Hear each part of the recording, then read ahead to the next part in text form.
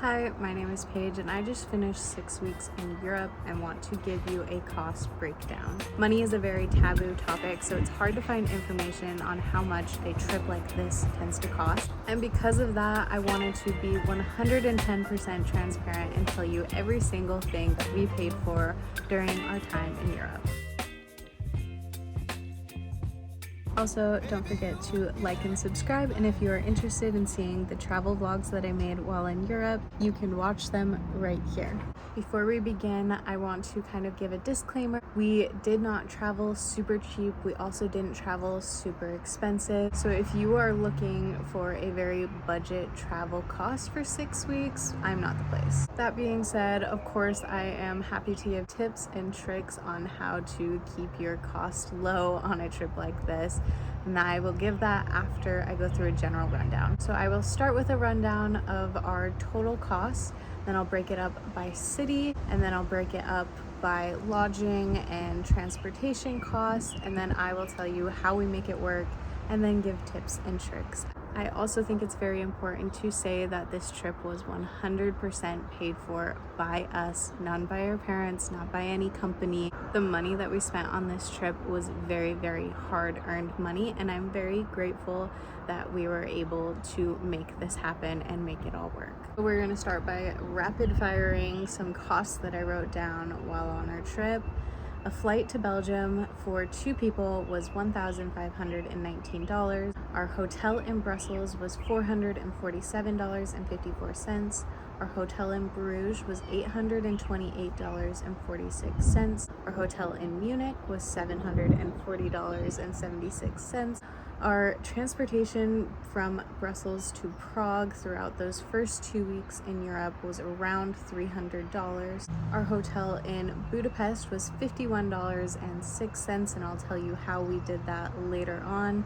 Our transportation to Budapest was around $100. Our Vienna transportation was $135. Our Vienna hotel was $683. Our Prague Airbnb was $2,082.20. Our pocket Wi-Fi, what we used for communication, was $350.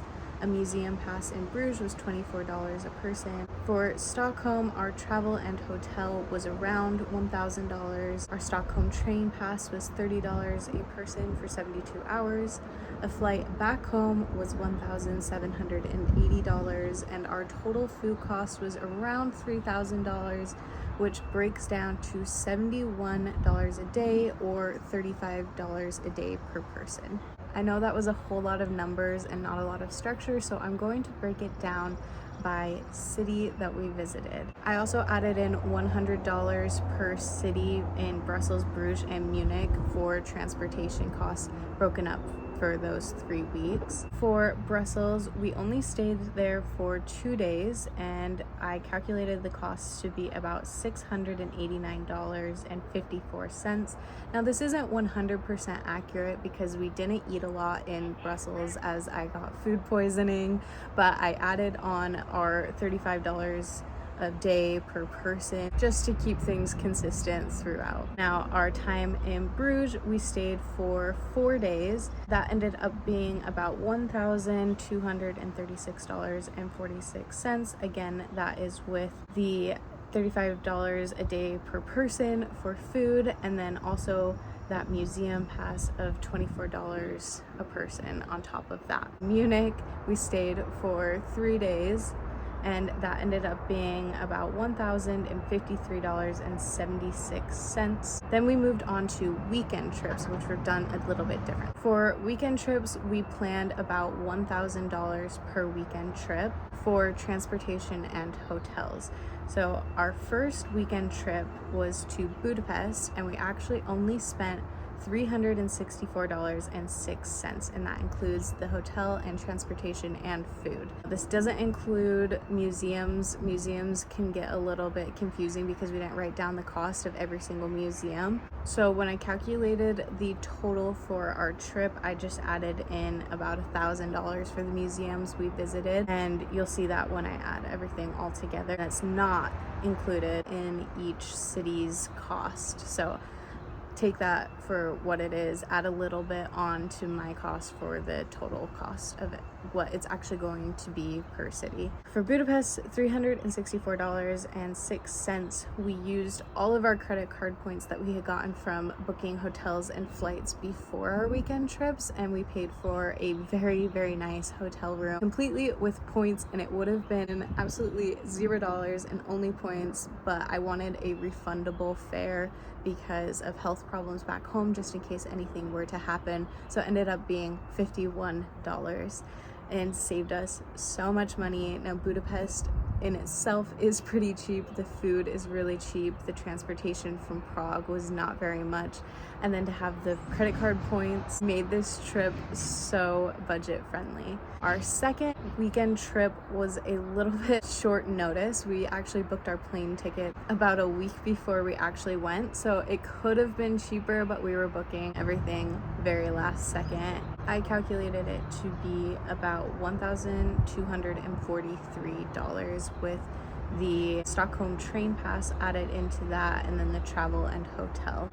Our very last weekend trip was to Vienna. This one was a little bit pricier than we wanted to. We went over about $100 on our planned 1,000. It was about $1,102 for transportation, food, and the hotel.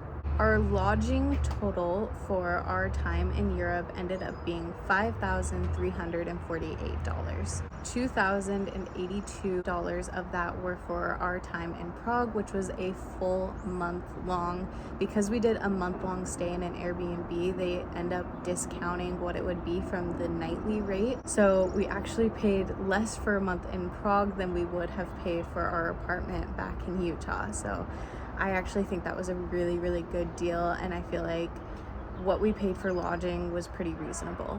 Our travel total, which includes trains, buses, and planes, was $4,314. So definitely our second most expensive expenditure of the trip, which is to be expected when you consider how much flights to and from Europe are. Like I said, I calculated our total on food to be about $3,000. This isn't an exact thing because I didn't log everything we ate, but that is my guess and it feels about right, so that's what I'm putting.